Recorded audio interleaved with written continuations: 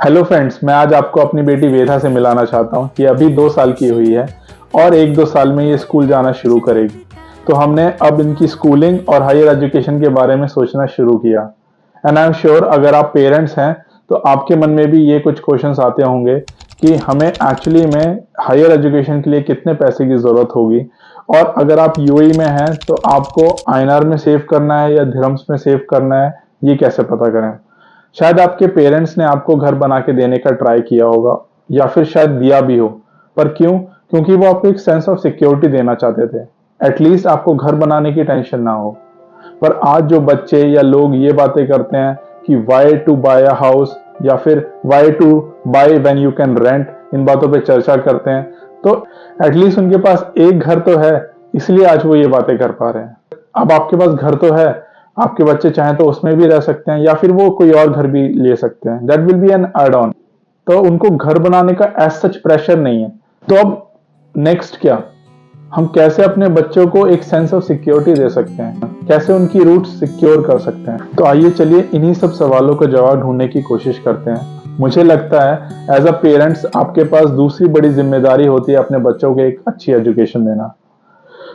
सभी पेरेंट्स अपने बच्चों को एक अच्छी एजुकेशन देने का ट्राई जरूर करते हैं और देनी भी चाहिए, पर अगर आप एजुकेशन का इन्फ्लेशन रेट देखें, आप एजुकेशन का इन्फ्लेशन रेट इंडिया में देखेंगे तो इंडियन एक्सप्रेस न्यूज़पेपर के 18 अगस्त 2023 के एक इशू में ये आर्टिकल छपा, जिसका टाइटल था education inflation is twice the inflation rate of India. Consumer price inflation has been around 6%। The rate of inflation in education has been significantly higher at around 11 to 12%। मतलब India में अगर खाने पीने की चीजें या कपड़े अगर 6% की दर से महंगे हो रहे हैं, तो एजुकेशन सेक्टर में ये महंगाई 11 से 12% की रेट से बढ़ रही है। आइए कुछ स्टैट्स देखते हैं।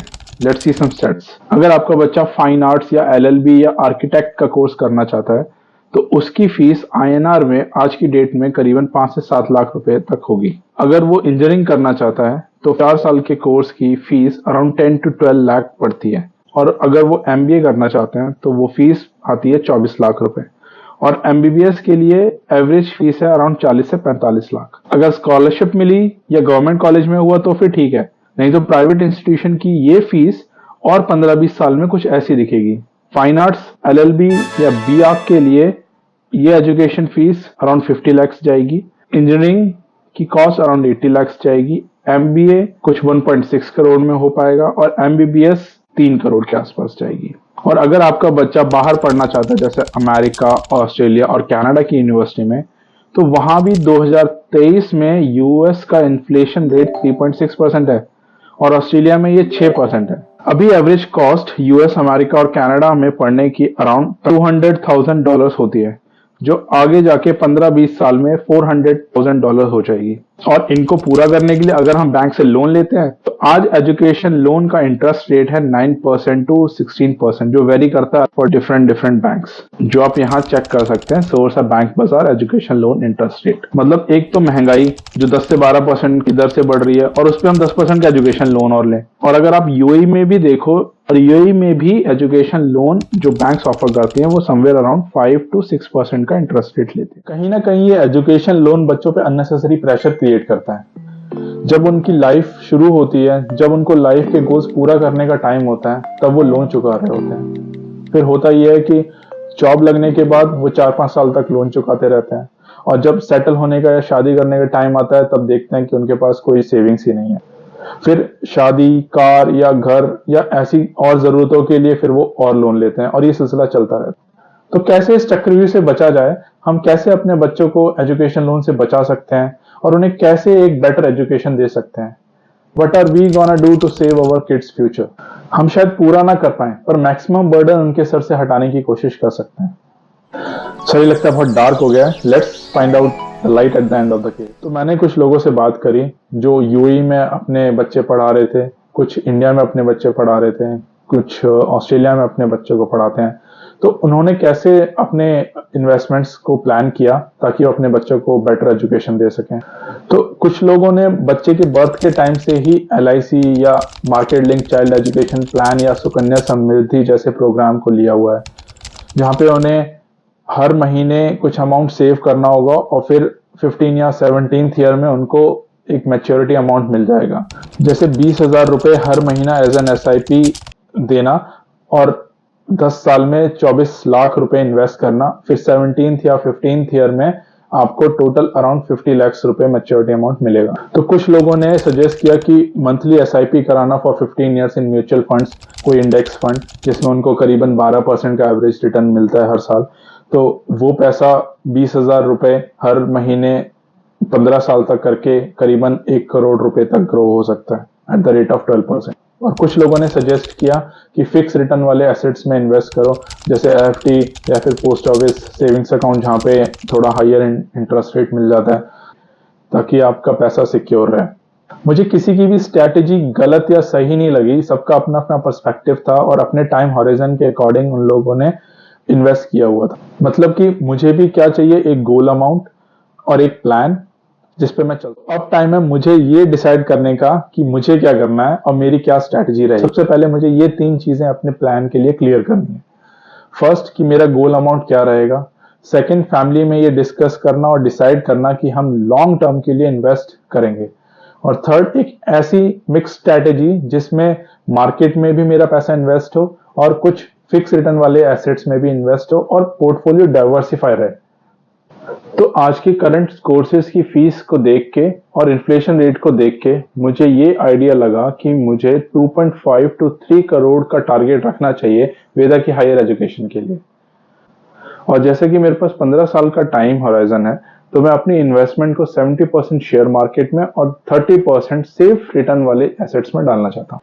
तो इसके लिए मैंने सबसे पहले 30,000 रुपीज की एक SIP म्यूचुअल फंड में करने का प्लान किया है, और किसी ऐसे फंड में जो करीबन मुझे 12% तक का कंपाउंडेड एनुअल रिटर्न दे।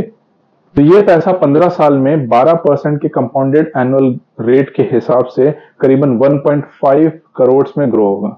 तो इसके लिए मैंने लार्ज और मिड कैप कंपनीज का मिक्स फंड चुना है। हालांकि म्यूचुअल फंड शेयर मार्केट के रिस्क के अधीन है, बट पास में इन्होंने मुझे अच्छा रिटर्न दिया, तो मैं इसी को कंटिन्यू करना चाहता हूँ। और डाइवर्सिफिकेशन के लिए मैंने डिसाइड किया है कि मैं 1000 दिरहम्स हर महीने UAE के नेशनल बॉन्ड्स में सेव करूंगा। अगर आप नेशनल बॉन्ड्स के बारे में नहीं जानते हैं तो ये वीडियो आप देख सकते हैं। UAE में नेशनल बॉन्ड कॉर्पोरेशन के बहुत अच्छे प्रोग्राम्स हैं जो आपको सेफ एंड फिक्स रिटर्न देते हैं। तो मैंने अपने लिए चूज किया है एक्सेलरेटेड सेविंग प्लान, जो कि एक लॉन्ग टर्म प्लान है ऑफ 10 इयर्स। मैंने ये इसलिए चूज किया है क्योंकि मैं सेविंग्स को एक हैबिट और ऑटोमेटिक रखना चाह रहा था। तो इसलिए ये लॉन्ग टर्म प्लान है 10 साल का, जिसमें मैं हर महीने 1000 दिरहम इसमें इन्वेस्ट करूंगा और सेव करूंगा, जिससे मुझे 10 साल बाद करीबन 140,000 दिरहम्स तो जरूर मिलेंगे ही, प्लस उसके ऊपर जो भी प्रॉफिट नेशनल बॉन्ड्स मुझे देगी। तो अगर मैं केवल 140,000 दिरहम्स ही मानूं तो वो होता है करीबन 30 लाख INR। तो अगर हम अभी अपने टारगेट अमाउंट को चेक करें तो उसमें हम म्यूचुअल फंड से 1.5 करोड़ प्लस 30 to 32 लाख हम नेशनल बॉन्ड से, तो करीबन 7.75 के आसपास हम इकट्ठा कर पाए हैं। और लास्ट में मेरा अप्रोच ये है कि मैं 1000 दिरहम की स्टॉक SIP UAE और US स्टॉक मार्केट में करूंगा, जिसके लिए मैं हर महीने 1000 दिरहम से कुछ ना कुछ शेयर्स परचेज करूंगा, जिसके लिए मैंने ये कंपनीज के शेयर्स को चुना है by checking their past performance, their company earnings, their business model, their cash flows, their debt and their fundamentals.